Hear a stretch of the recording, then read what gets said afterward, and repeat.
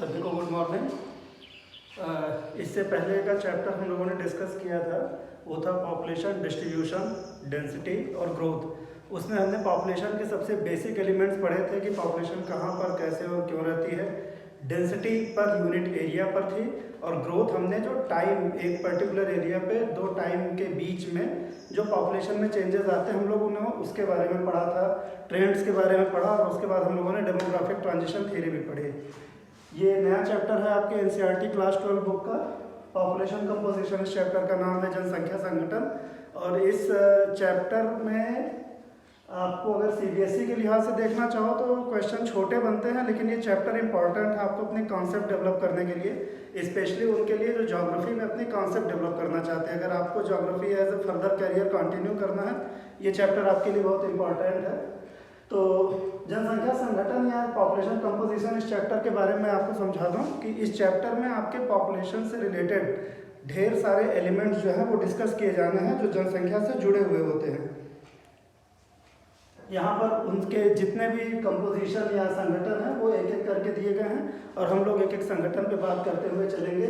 सबसे पहले population composition का जो सबसे पहला फैक्ट आता है संगठन में आता है, वो है सेक्स कंपोजिशन या लिंगानुपात। लिंगानुपात प्राकृतिक तौर पे हम इंसान और मतलब पुरुष और महिलाएं, ये इन्हीं के बीच के जो लिंग का अनुपात होता है, इसको हम लिंगानुपात कहते हैं।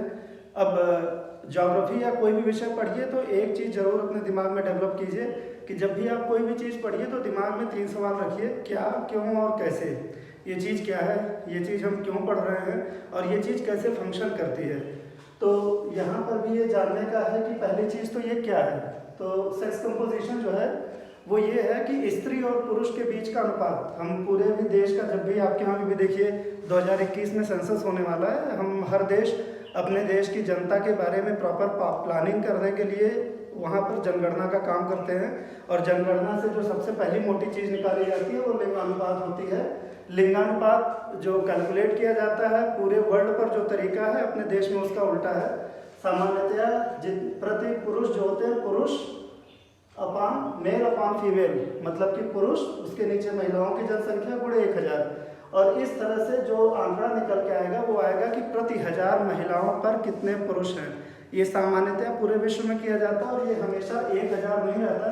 कई देशों में जहाँ पर जनसंख्या कम है, इसको हम 100 के भी आंकड़े में निकालते हैं।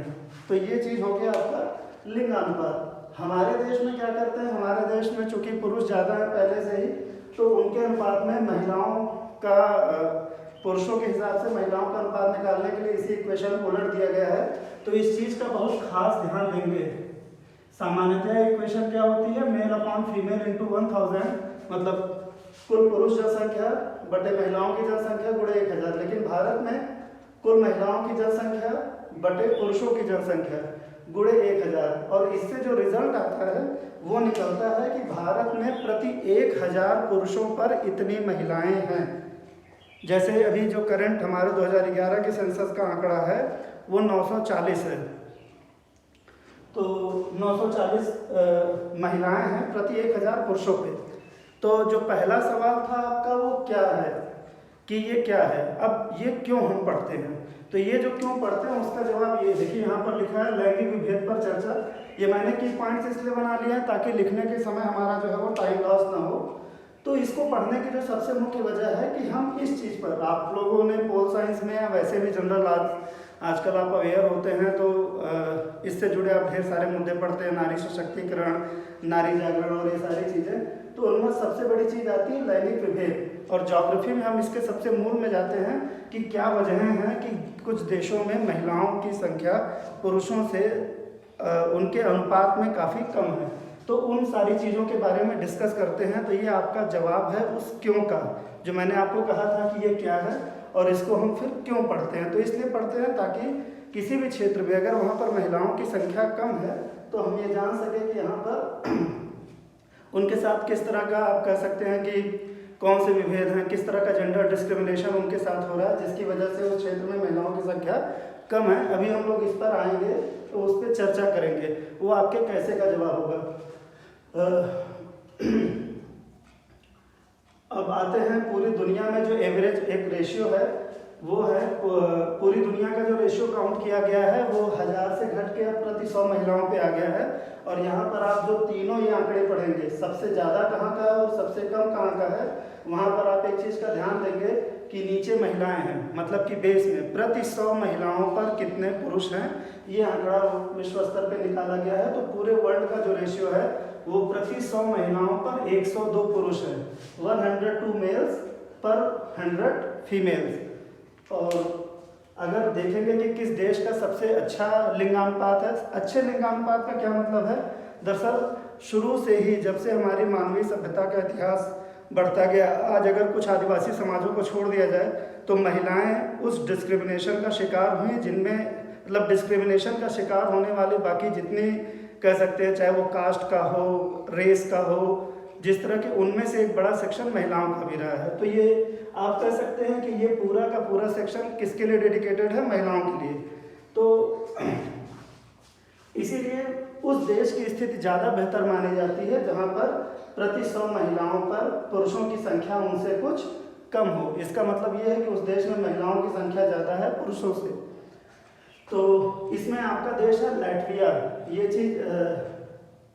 ये चीज़ ध्यान देंगे हमारे 12 के स्टूडेंट। 1 मार्क्स आपका 20 नंबर के MCQ आपके आ रहे हैं एग्जाम में, और वहाँ पर ये चीज़ बड़ी इंपॉर्टेंट हो जाती है कि किस देश का सेक्स रेशियो सबसे अच्छा है और किस देश का सेक्स रेशियो सबसे खराब है। इसमें एक और ख़ास बात है कि ये जो इस साल आपकी क्लास 12 की बुक आपको लेनी है, आपको सबसे जो लेटेस्ट पब्लिकेशन वाली बुक है आप वो लीजिए, और आप इंटरनेट से कहीं से भी कोई डाटा मत लीजिए। इवन CBSE के एग्ज़ाम में भी अगर आपको कहीं कोई कन्फ्यूज़न होता है, आपको कहीं कुछ क्लेम करना है, बस आप एक चीज़ लिखिए, as per our NCERT book. आपकी NCERT की बुक में जो डाटा दिया गया है वही आपको मानना है। बस आप लेटेस्ट बुक लेंगे तो ये डाटा आपको लेटेस्ट मिल जाएगा। तो इस समय लाटविया जो है कंट्री, यहाँ का लिंगानुपात सबसे अच्छा है, प्रति 100 महिलाओं पे 85 पुरुष हैं, मतलब कि कम है। और वहीं पर दूसरा देश है UAE, यूनाइटेड अरब एमिरात, सऊदी अरब जिसको आप बोलते हैं। यहाँ पर 311 पुरुष हैं प्रति 100 महिलाओं पे। आप अंदाज़ा लगा सकते हैं कि 100 महिलाएं हैं और 311 पुरुष, मतलब सीधी सी बात है 211 पुरुष जो हैं वो ज़्यादा हैं प्रति 100 महिलाओं पे। अब इसका जब भी जनरली लोगों से पूछा जाता है कि सऊदी अरब में इतना ज़्यादा लिंगानुपात का इतना स्तर खराब होने की क्या वजह है, तो सबको तुरंत दिमाग में एक ही चीज़ आती है कि अरे इस्लामिक कंट्री है, वहाँ पर महिलाओं की स्थिति बहुत ख़राब है, इस वजह से ऐसा होता है। लेकिन यहाँ पर नहीं है। याद होगा जब हमने पढ़ा था एक्चुअल ग्रोथ ऑफ पॉपुलेशन, वहाँ पर हमने जो ग्रोथ ऑफ पॉपुलेशन होती है वो बेसिकली होती है 2 तरीक़ों से। जो नेचुरल ग्रोथ होता है उसमें होता है डेथ एंड बर्थ, कितने पैदा हुए और कितने मर गए। लेकिन एक्चुअल ग्रोथ में हम एक और फैक्टर ऐड करते हैं, वो है माइग्रेशन। और वही जो तीसरा फैक्टर माइग्रेशन है वो यहाँ पर सबसे ज़्यादा एक्टिव है। तो इस चीज़ का ध्यान दीजिए। कभी अगर 3 मार्क्स में पूछा जाता है या कहीं भी ऐसे भी आपसे रीजनिंग में पूछा जाता है कि संयुक्त अरब अमीरात में पुरुषों की संख्या बहुत ज़्यादा क्यों है, तो ठीक है, महिलाओं की स्थिति बहुत अच्छी नहीं है, लेकिन इतनी भी खराब नहीं है कि इसकी वजह से रेशियो इतना बिगड़ जाए।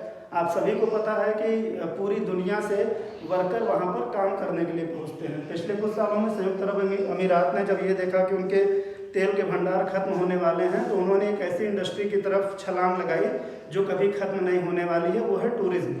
और आप खूब इंटरनेट पे यहाँ वहाँ देखते भी होंगे, पाम आइलैंड बन रहे हैं और भी ढेर सारी ऐसी खूबसूरत बिल्डिंग्स, दुनिया की सबसे ऊंची बिल्डिंग, ये सब बन रही हैं।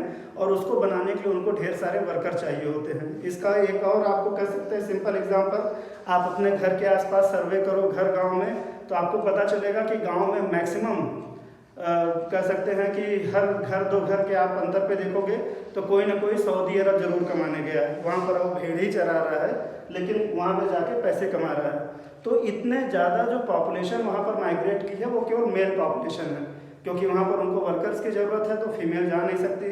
और जो एज अ वर्कर जा रहा है उसको इतनी अच्छी सैलरी मिलती नहीं कि वो अपनी पत्नी को ले जाके रखे। तो पूरी दुनिया भर से ढेर सारे वर्कर आने की वजह से यहाँ पर पुरुषों की जनसंख्या बहुत बढ़ गई है, जिसकी वजह से ये 311 मेल्स पर 100 फीमेल्स हो गया है। तो इस चीज़ का खास ध्यान दीजिएगा। कई बार ये पूछा जाता है 3 मार्क्स में, या आपसे कभी कोई आपका ज्योग्राफी में आते हैं आपके एक्सटर्नल बातचीत में कभी वो भी पूछ लेते हैं, तो चीज़ों की सही वजह जानना जरूरी है। यूनाइटेड नेशंस ने जो अपनी लिस्ट बनाई है कि कितने देशों में लिंगानुपात की स्थिति अच्छी है, तो ऐसी फेवरेबल कंडीशन वाली जो है वो 139 देश हैं जहां पर लिंगानुपात जो है वो अच्छी स्थिति में, मतलब कि महिलाओं की संख्या पुरुषों के मुकाबले अच्छी है। और नॉन फेवरेबल कंडीशन में 72 देश आते हैं जहां पर महिलाओं की संख्या पुरुषों के मुकाबले ठीक नहीं है। अब उन फेवरेबल कंडीशंस की बात क्या करें, मतलब वो कौन सी स्थितियां हैं जो अच्छी हैं महिलाओं के लिए। तो आप सभी को पता है, एक ऐसा समाज हो जहां महिलाओं को पर्याप्त सम्मान मिलता हो, उनकी शिक्षा, उनकी पढ़ाई लिखाई, उनका जो फ्यूचर ग्रोथ है, उनको डिसीजन लेने की कह सकते हैं कि उनको भी हक दिया जाए कि वो अपने लाइफ को लेकर डिसीजन ले सके। ऐसी सोसाइटी में महिलाएं जो हैं वो ज़्यादा उन्नति करती हैं। आप खुद सोच सकते हैं कि जिस देश में या कहीं पर भी ऐसा होता हो कि लड़की पैदा हुई और तुरंत लड़की के घर के जितने बड़े बूढ़े हैं उस बच्ची के जो पैदा हुई है, अरे बाप रे अब तो हमको शादी करना पड़ेगा। मतलब लड़की का पैदा होना जहाँ पर एक बोझ माना जाता हो, तो सीधी सी बात है वहाँ पर उस लड़की की स्थिति अच्छी नहीं होगी। और एग्जाम्पल केवल अपने ही देश का नहीं है, बहुत से देशों में है। आपने कई ऐसे आतंकी संगठन जैसे बोको हराम का अगर आपने नाम सुना होगा, तो आप पाओगे कि वहाँ पर भी महिलाओं की स्थिति बड़ी खराब है। और इसमें एक और अच्छा जनरल ट्रेंड आपको मिलेगा। लास्ट जब हम डिस्कस कर रहे थे डेमोग्राफिक ट्रांजिशन थ्योरी में फर्स्ट स्टेज और थर्ड स्टेज की कंट्रीज़ के बारे में, तो वहीं पर हम लोगों ने बात किया था ना कि जो डेवलप्ड कंट्री हैं वहाँ पर अवेयरनेस का पार्ट बहुत ज़्यादा है। और अवेयरनेस इस सेंस में भी आती है कि वहाँ पर जेंडर डिस्क्रिमिनेशन, मतलब कि लैंगिक विभेद नहीं किया जाता। महिलाओं और पुरुषों, लड़के लड़कियों में कोई भेद नहीं किया जाता। यही वजह है कि जितनी डेवलप्ड कंट्री हैं उनकी उनका सेक्स रेशियो बहुत अच्छा मिलेगा। और जहाँ पर इस तरह का नहीं है, आप कह सकते हैं सीन या सिनेरियो, जहाँ पर अभी भी परंपरागत समाज हैं, ऑर्थोडॉक्स सोसाइटीज़ हैं, वहाँ पर आपको सेक्स रेशियो बहुत अच्छा नहीं मिलेगा। पूरी दुनिया में सबसे खराब सेक्स रेशियो हमारे ही कॉन्टिनेंट का एशिया का है। और एशिया के वो जो कुछ चुनिंदा देश हैं जिनका सेक्स रेशियो बहुत खराब है, उनमें चीन, भारत, यूनाइटेड अरब अमीरात, पाकिस्तान, अफगानिस्तान, ये ऐसे देश हैं। और मैंने जितने भी देशों का नाम बताया आपको, वहाँ पर आपको सोसाइटी का अंदाज़ा आप लगा सकते हैं कि वहाँ पर महिलाओं की क्या स्थिति है।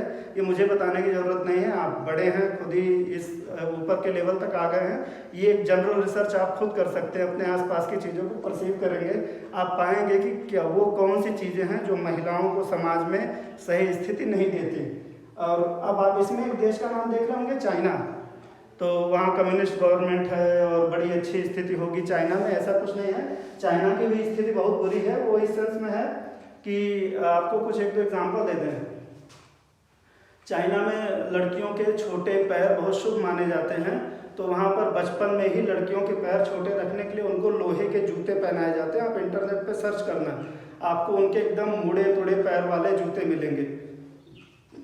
जूते की वजह से उनके मुड़े तुड़े पैर मिलेंगे। तो मतलब वहाँ पर भी इस तरह का परंपरागत धीरे धीरे वहाँ समाज है, लेकिन अब धीरे धीरे वहाँ पर स्थितियाँ बदल रही। पिछले 30-40 सालों में चीन ने अपने आप को बहुत बदला है। हाई सेक्स रेशियो के मामले में रशिया है, जहाँ पर महिलाओं की संख्या जो है पुरुषों के मुकाबले अच्छी है। यूरोप, जो भी मैंने आपको बताया था कि यूरोप या अमेरिका, जो दुनिया के जितने भी जागरूक देश हैं, वहाँ पर महिलाओं की स्थिति अच्छी है। क्यों? क्योंकि समाज जो है वो काफ़ी जागरूक है, महिलाओं के बारे में काफ़ी सोचता है, इसलिए वहाँ पर महिलाओं की स्थिति अच्छी है। यहाँ पर एक खास बात, एक और रीज़न दिया गया है कि यूरोप में क्यों अधिक हो गई। तो 16वीं शताब्दी में जब इंडस्ट्रियल रिवॉल्यूशन, औद्योगिक क्रांति शुरू हुई, तो उन्होंने यूरोप में ही सबसे पहले तकनीकों का आविष्कार हुआ। लोगों ने बड़ी बड़ी नावें बनाई, बड़ी बड़ी मशीनें बनाई और फैक्ट्रीज इस्टेब्लिश की। तो उनको ढेर सारे रॉ मटेरियल अपनी फैक्ट्री में कंज्यूम करने थे और उसके बाद उनको बेचना भी था। तो एक तरह से उनको पहले अपनी फैक्ट्री के लिए रॉ मटेरियल भी चाहिए था, और एक बार जब रॉ मटेरियल आ गया उसको उन्होंने प्रोसेस करके ढेर सारा सामान बना लिया, तो बेचने के लिए उनको फिर मार्केट भी चाहिए थे। यही वो दौर था 16, 17, 13 सेंचुरी का, जिस समय ढेर सारे यूरोप से जो है वो आपका ब्रिटेन, फ्रांस, पुर्तगाल, डचेस, ये जितने थे ये दुनिया के हर कोने में निकले गए, कब्जा किए। तो वो शिप से निकलते थे, और शिप से ये जितने लोग निकलते थे उसमें भी मैक्सिमम मेल ही जाते थे, फीमेल बहुत कम होती थी। तो ये एक टाइम था कि इसी वजह से मतलब कॉलोनियल पीरियड जिसको आप बोलते हैं, उस समय में ढेर सारे मेल यूरोप से निकल के दुनिया के काफ़ी हिस्सों में गए, जिस वजह से वहाँ पर महिलाओं की संख्या बढ़ गई। ये भी यहाँ पर एक बड़ी प्रमुख वजह है। तो ये आपका सेक्शन हो गया सेक्स कंपोजिशन का या लिंगानुपात का। यहाँ पर आपको सबसे ज़्यादा ध्यान इसी चीज़ पर देनी है कि जेंडर डिस्क्रिमिनेशन क्यों है सोसाइटी में, इसके बारे में बात करना है। और ये पर्टिकुलर जो भी डिस्क्रिमिनेशन होता है उनमें से यहाँ पर बात जेंडर की गई है, और महिलाओं की स्थिति हम कैसे बेहतर कर सकते हैं उसका रिजल्ट हमको दिखता है उच्च लिंगानुपात में। अगर महिलाओं की स्थिति अच्छी नहीं है तो उस क्षेत्र में आपको लिंगानुपात उतना अच्छा नहीं मिलेगा। अब आते हैं नेक्स्ट कंपोजिशन पे, वो है आपका एज स्ट्रक्चर, आयु संरचना। और इसके लिए मतलब कि आयु संरचना में जो है हम वो ये पढ़ते हैं कि किस पर्टिकुलर एज ग्रुप के कितने मेल और कितने फीमेल किसी कंट्री में हैं। और इसके लिए जो हम टूल यूज़ करते हैं वो है एज सेक्स पिरामिड, आयु लिंग पिरामिड। पिरामिड आप सभी ने देखा होगा, मिस्र में गिजा का पिरामिड या कोई जो इस तरह के शेप के पिरामिड बने होते हैं, ये भी जो बनते हैं लगभग इनके भी शेप ऐसे ही आते हैं, इसीलिए इनका नाम पिरामिड दिया गया है। अब चूंकि इसका काम हो गया है तो ये मैं मिटा के आपको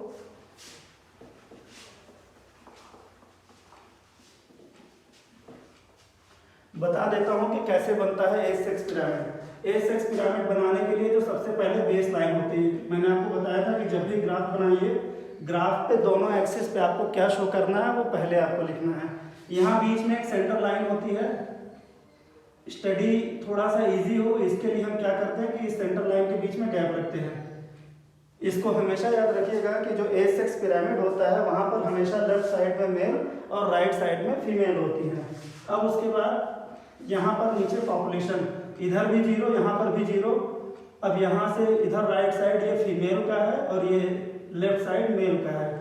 यहाँ बाईं तरफ मेल पॉपुलेशन बढ़ती है और राइट साइड ये इधर फीमेल पॉपुलेशन बढ़ती है। और उसके बाद अब ये जो ग्राफ बना है ये क्या है, ये हम एक एक सेक्टर को एक एक एज ग्रुप के सेक्टर में बांट देते हैं। जैसे पहला सेक्टर है 0 to 10 ईयर का,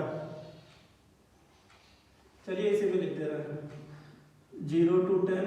फिर अगला हो जाएगा 11 to 20, फिर 21 to 30, 31 to 40, 41 to 50, 51 to 60, 61 to 70 and last में 70 अबव। अब आपको क्या करना है, ये इस स्केल पे पॉपुलेशन शो करना है। आप मान ले आपने स्केल ले लिया कि 1 centimetre equal to 10 lakh population. एक आपको हम इंडिया के उसमें बता दे रहे हैं। अब मान लीजिए कि भारत में जो सेंसस का रिकॉर्ड आता है उसमें ये आया कि 0 से 10 साल में भारत में पुरुष मतलब बच्चे जो हैं उनकी संख्या जो है वो 80 लाख है। तो 1 सेंटीमीटर इक्वल टू 10 लाख। तो आप यहाँ पर क्या करोगे, 8 सेंटीमीटर पे मार्क करोगे और ये आपने 8 सेंटीमीटर लंबी एक लाइन खींच दी। महिलाएं आई 75 लाख, तो आप इधर बनाओगे 7.5 सेंटीमीटर और यहाँ पर ये बन गया पहला।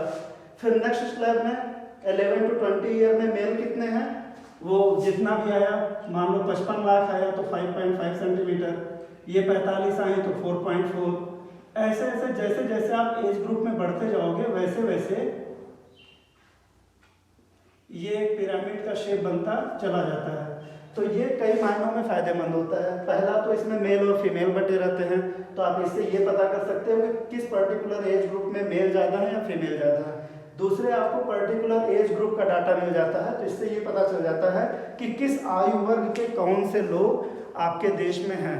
मान लीजिए आप फ्यूचर प्लानिंग कर रहे हैं, आपको इंडिया में एजुकेशन पे कोई प्लान बनाना है, तो आप ये देख रहे हैं कि 0 से 10 साल के बीच में इतने बच्चे हैं, अगले 10 साल में ये बच्चे हायर एजुकेशन में आएंगे। तो आपको कभी भी हायर एजुकेशन का कोई प्लान बनाना होगा तो आपको समझना होगा कि हाँ हम 80 लाख बच्चों के हिसाब से अपना प्लान करेंगे। खैर आपको यहाँ इतना डीप नहीं जाना है। 3 टाइप के एज सेक्स पिरामिड दिए गए हैं यहाँ पे। वो है आपका पहला है एक्सपेंडिंग पॉपुलेशन, बढ़ती हुई जनसंख्या। दूसरा है स्टेबल पॉपुलेशन, ये उन देशों का एज सेक्स पिरामिड होता है जहाँ पर पॉपुलेशन स्थिर होती है। और तीसरा डिक्लाइनिंग पॉपुलेशन, ये उन देशों का पॉपुलेशन पिरामिड है जहाँ पर पॉपुलेशन कम होती जाती है। अब यहाँ पर चूंकि बनाने में बहुत टाइम लगता है, इस चीज़ को आप अपनी बुक में देखोगे और उसके साथ समझोगे तो आपको समझ में आ जाएगा। पहला एग्जाम्पल उन देशों का है जहाँ पर पॉपुलेशन बहुत तेजी से बढ़ रही है। आप ध्यान दोगे यहाँ मैंने क्या दिखाया है, सबसे नीचे की लो एज ग्रुप का वो होता है बेस, और बेस यहाँ पर भयंकर तेजी से बढ़ा हुआ है। ये देख के आप सिंपल एक सामान्य अंदाजा लगा सकते हैं कि इसका मतलब ये है इस देश की बर्थ रेट अभी भी बहुत हाई है, बहुत ज़्यादा बच्चे पैदा हो रहे हैं, इसी वजह से यहाँ पर इसका बेस बहुत चौड़ा है और ये अपना ऐसे ही तेजी से ऊपर की तरफ बढ़ता जा रहा है। और ये जितना चौड़ा बेस मिलेगा, समझ लीजिए कि वहाँ पर पॉपुलेशन मतलब जनसंख्या विस्फोट या जनसंख्या की वृद्धि उस देश में उतनी ज़्यादा हो रही है। दुनिया की जो थर्ड वर्ल्ड कंट्रीज़ हैं, हम लोगों ने डेमोग्राफिक ट्रांजिशन थ्योरी में पढ़ा भी था कि वो कंट्रीज़ जो अभी थोड़ा सा घुसी है, जहाँ पर सेकंड स्टेज की स्टार्टिंग में, जहाँ पर उन्होंने डेथ रेट पर तो कंट्रोल किया है लेकिन बर्थ रेट अभी भी बहुत हाई है, तो वहाँ पर इसी तरह की कंडीशन है। नाइजीरिया, बांग्लादेश, मैक्सिको, ये आपकी बुक में एग्जांपल दिए हैं। इन देशों में अभी भी जनसंख्या बहुत तेज़ी से बढ़ रही है। दूसरा यहाँ पर एग्जांपल है आपका स्टेबल पॉपुलेशन का। स्टेबल पॉपुलेशन आपके विकसित देश जो डेवलप्ड कंट्री हैं उनको दिखाता है। एक सेकेंड,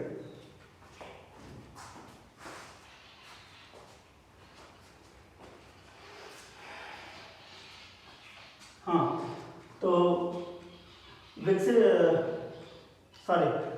स्टेबल पॉपुलेशन जो है वो विकसित देशों की जनसंख्या को जो है वो दिखाता है, उनके ट्रेंड को दिखाता है। यहाँ पर आप देखेंगे तो नीचे से लेके ऊपर तक लगभग ये जो पॉपुलेशन का ग्राफ है वो सेम रहता है। मतलब अगर आप इसको यहाँ पर समझना चाहो तो ये कुछ, क्योंकि आपने पढ़ा था ना डेमोग्राफिक ट्रांजिशन थ्योरी में कि डेवलप्ड कंट्री क्या होती है, सबसे लास्ट में उनका जो है वो डेथ रेट बर्थ रेट एकदम मिनिमम हो जाता है।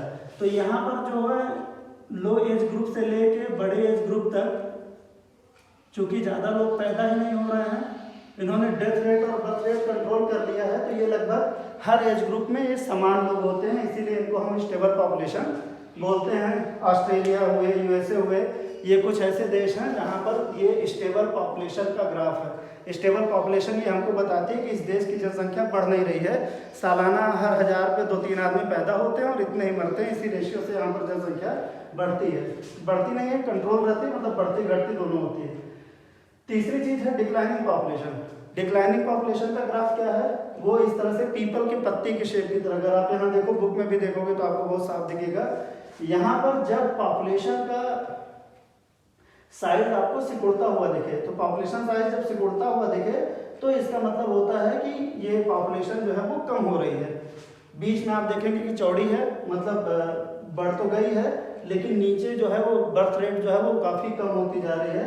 इसका एग्जांपल हमारे यहाँ नेगेटिव पॉपुलेशन ग्रोथ का जापान माना जाता है कि जापान में नेगेटिव पॉपुलेशन ग्रोथ हो रही है। बीच में आप लोगों ने हो सकता है कुछ इस तरह से अमेजिंग फैक्ट्स या न्यूज़ में पढ़ा होगा कि दुनिया के कुछ ऐसे देश हैं जो पॉपुलेशन बढ़ाने के लिए अपनी जनसंख्या को, अपने लोगों को जो है प्रमोट कर रहे हैं कि आप अपने यहाँ पॉपुलेशन बढ़ाइए। आप इसको खोज सकते हैं, आपको और भी देश मिलेंगे। अब उसके बाद नेक्स्ट आता है आपका रूरल अर्बन पॉपुलेशन, ग्रामीण शहरी जनसंख्या, इनके बारे में। तो आपकी बुक के हिसाब से हमको इसमें केवल इनके ट्रेंड्स के बारे में डिस्कस करना है। रूरल अर्बन पॉपुलेशन के लिए आपको एक सोशल चेंज के बारे में समझना है। कुछ बेसिक चीज़ें हैं जहाँ पे हम बार बार लौट के जाएंगे और आपको उसको एकदम अच्छे से समझ लेना है। वो है demographic transition theory, death birth ratio, actual growth, natural growth, इन सब में, और उसी को रिलेट करना है आपको आपके सोशियो इकोनॉमिक डेवलपमेंट से। हमारी दुनिया में प्राइमरी एक्टिविटी का दबदबा 16th सेंचुरी तक रहा। 16th सेंचुरी में जब मशीनें बनना शुरू हुई, मशीनों की वजह से इंडस्ट्रियल रिवॉल्यूशन हुआ, वहीं से सेकेंडरी एक्टिविटी स्टार्ट हुई। सेकेंडरी एक्टिविटी आप सभी को पता है, प्राइमरी एक्टिविटीज है जो हमको मटेरियल मिलता है उसको प्रोसेस करना, ये होता है आपका सेकेंडरी एक्टिविटी। और जो ये अर्बन सोसाइटीज़ हैं, 16th सेंचुरी से पहले जो अर्बन सेंटर हुआ करते थे वो केवल किसी देश की राजधानी या कोई ऐसा बड़ा औद्योगिक शहर, औद्योगिक नहीं, आप उसको व्यापारिक शहर बोल सकते हैं, या कोई बहुत बड़ा उस ज़माने में जहाँ पे पानी के जहाज आके रुकते हो, ऐसे कोई पॉइंट हुआ करते थे। बाकी इसके अलावा कोई अर्बन एरिया नहीं होता था। ज़्यादातर जनसंख्या जो थी रूरल या ग्रामीण हुआ करती थी और वो गाँवों में ही रहती थी। तो अर्बनाइजेशन या अर्बन स्ट्रक्चर कब बढ़ना शुरू हुआ? इंडस्ट्रियल रिवॉल्यूशन के बारे में, जब ढेर सारी फैक्ट्रीज बनने लगी। क्योंकि जब आप गांव में हैं तो गांव में आपको बहुत खुली ज़मीन चाहिए, अपना किचन गार्डन बनाना है, जानवर रखना है, सबका घर द्वार बहुत बड़ा होता है, वहाँ पर आपको किसी शहरी व्यवस्था की ज़रूरत नहीं होती। लेकिन आपने फैक्ट्री बनाई, अब फैक्ट्री में आपके 1000 वर्कर काम कर रहे हैं, तो उन 1000 वर्कर को रखने के लिए आप गांव तो नहीं बसाओगे कि सबको बड़ी बड़ी ज़मीन दो, आप कॉलोनी बनाओगे मल्टी स्टोरेज, और ढेर सारे लोगों को आप एकोमोडेट करने की कोशिश करोगे। तो इंडस्ट्रियल रिवोल्यूशन जो है 16वीं सेंचुरी का, वो अर्बनाइजेशन को बढ़ाने का सबसे मेन कॉज है पूरी दुनिया में। जैसे जैसे इंडस्ट्रियल वर्क बढ़ता गया, ढेर सारे काम, क्योंकि सेकेंडरी एक्टिविटी इंट्रोड्यूस हुई, तो उसी के कुछ समय बाद टर्शरी या तृतीयक सेवाएं भी इंट्रोड्यूस हो गई, और केवल प्राइमरी एक्टिविटी ऐसी है जिसके लिए रूरल आपका जो है वो कह सकते हैं सेटअप सही है। बाकी सेकेंडरी, टर्शरी और क्वार्टरनरी एक्टिविटी के लिए जो अर्बन सेंटर्स हैं वो सबसे यूजफुल हैं। तो जैसे जैसे दुनिया में सेकेंडरी, टर्शरी और क्वार्टरनरी एक्टिविटी बढ़ती गई, वैसे वैसे अर्बनाइजेशन जो है वो बढ़ता चला गया। और इसका आप देख सकते हैं सोशल चेंजेस के भी रूप में आप देख सकते हैं। आज की डेट में हमारे यहाँ भी हर कोई भाग के कहाँ जाना चाहता है, कोई गांव में रहना चाहता है या शहर में? हर कोई गांव का, इवन गांव में भी जिसके थोड़े से पैसे ठीक ठाक हो जाते हैं, वो अच्छे एजुकेशन के लिए, रहन सहन अच्छी व्यवस्था के लिए, सिटी में मॉल है, ये वो ढेर सारी चीज़ें हैं, अच्छा एजुकेशन है, तो हर कोई शहर की तरफ भागना चाहता है।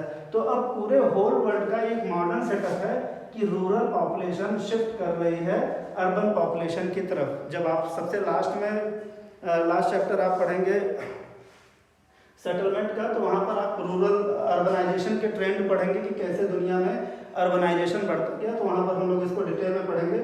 यहाँ पर इनके ट्रेंड्स के बारे में बात की गई है। तो जो भी डेवलप्ड कंट्री हैं वहाँ पर ये ट्रेंड है कि वहाँ पर गांवों में पुरुषों की संख्या ज़्यादा है और महिलाओं की कम है। महिलाएं जो हैं वो अपने हिसाब से, क्योंकि वहाँ पर कोई जेंडर का डिस्क्रिमिनेशन नहीं है, महिलाएं जो हैं उनको हर तरह का कह सकते हैं प्रमोशन मिलता है, तो वो अपने हिसाब से काम ढूंढ के आ जाती हैं शहरों में। लेकिन और जो वहाँ पर क्या कहते हैं रूरल एरिया में बहुत लार्ज स्केल पे फार्म होते हैं, उन पर काम करने के लिए ज़्यादातर मेल्स रहते हैं, तो ये डेवलप्ड कंट्री का सीन है। लेकिन जब आप डेवलपिंग या अनडेवलप्ड कंट्रीज़ की तरफ आएंगे तो वहाँ पर आपको दूसरा ट्रेंड दिखेगा। वहाँ पर आपको क्या दिखेगा? वहाँ पर दिखेगा कि ग्रामीण क्षेत्रों में महिलाओं की संख्या ज़्यादा है और शहरी क्षेत्रों में पुरुषों की संख्या ज़्यादा है। और यहाँ पर वो फैक्टर आता है जो आपने भी यूएई में पढ़ा कि विकसित या विकासशील देशों अविकसित या विकासशील देशों में जो है वो पुरुष तेजी से भागते हैं शहरों की तरफ नौकरी के लिए। आप अपने भी आसपास देखते होंगे, अगर शहर में निकलिए तो हर शहर में लगभग जगह लेबर चौराहा होता है। आप अगर कभी जाइए खाली हैं तो वहाँ पर आप छोटा मोटा सर्वे कीजिए तो आपको पता चलेगा कि डेली माइग्रेशन करने वाले आसपास के गाँवों से आते हैं।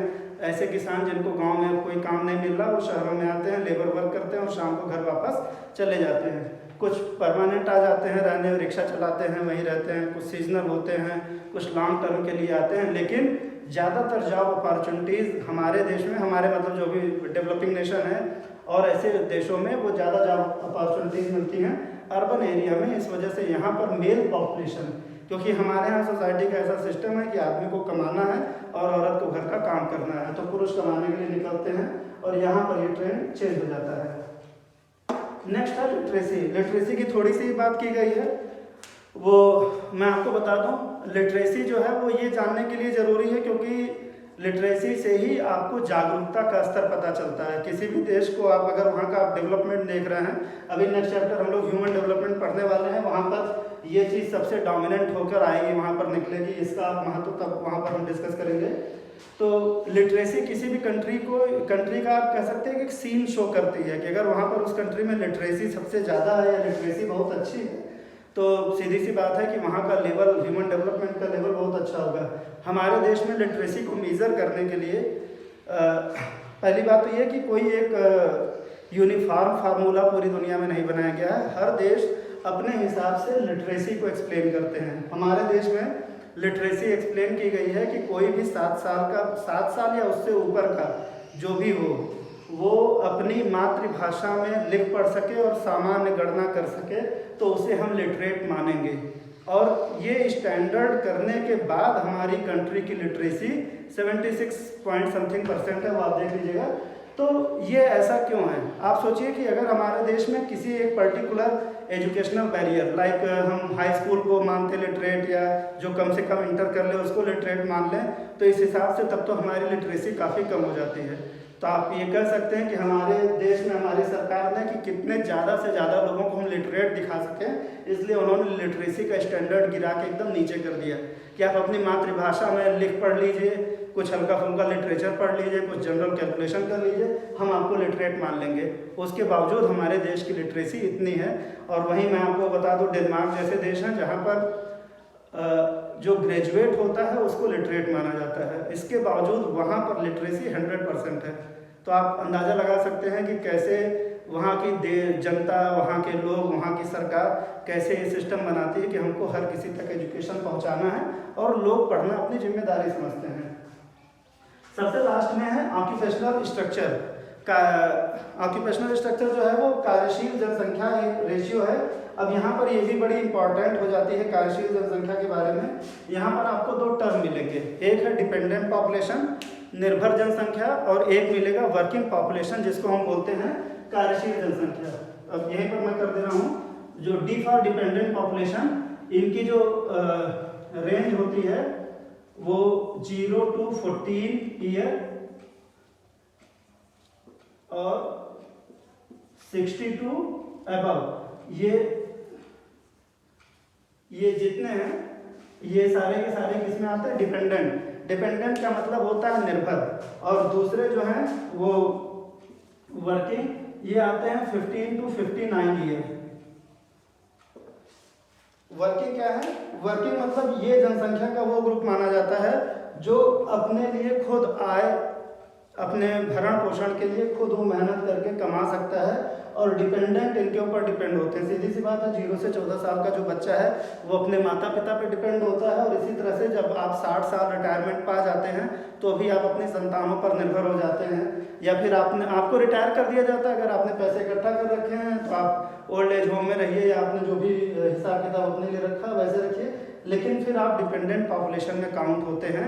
आप एक्टिव कार्यशील जनसंख्या जो है वर्किंग पॉपुलेशन में काउंट नहीं होते। तो ये दोनों बैरियर जो हैं ये काफ़ी इंपॉर्टेंट है, ये आपको याद रखना अपने एग्जाम के लिए।